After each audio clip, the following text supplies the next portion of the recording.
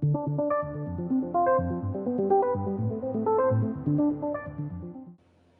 have a quick question here from Ishmael asking which currency pair he can trade in today's session.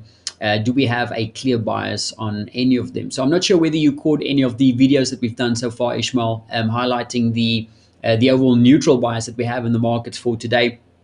But I want to thank you for the question, because I think the question does give us an opportunity to discuss a very important concept in trading. Now, from a trader point of view, we are constantly bombarded, with moving prices across the board, whether that is moves in currencies or in equities or in commodities or in fixed income markets.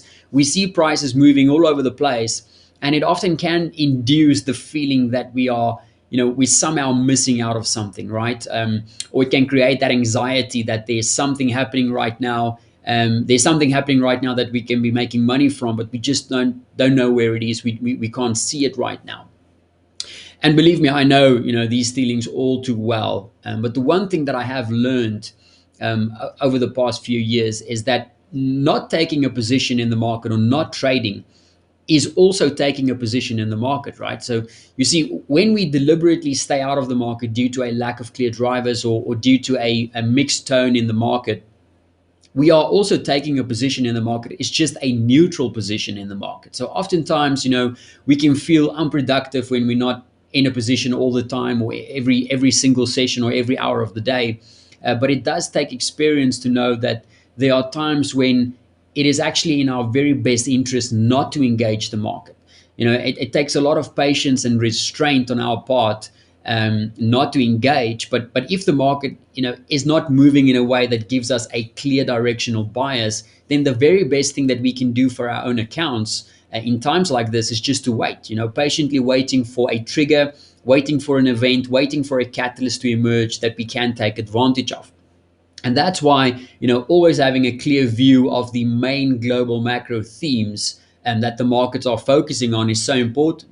And not only the current global major macro themes, but also the underlying themes that can create shifts. So in our current environment, for example, the major global macro themes is the ongoing fears of further lockdowns due to that second wave virus cases, as well as the hopes of that stellar and fast economic recovery.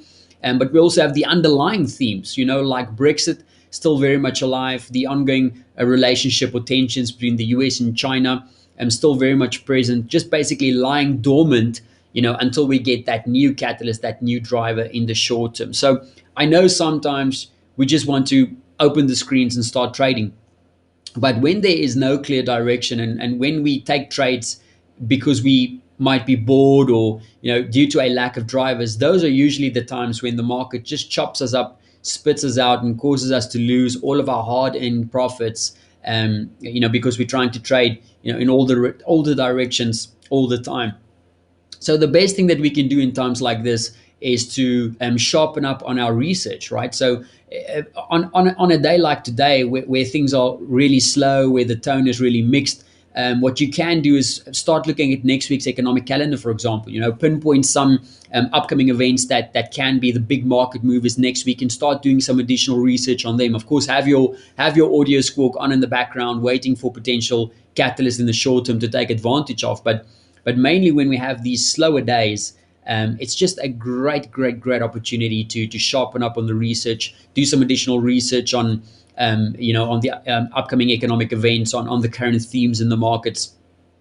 And that'll be a great use of the additional time that you have when not managing active trades on days like today. So I do hope that helps, Ishmael. But any other questions, please don't hesitate to let us know.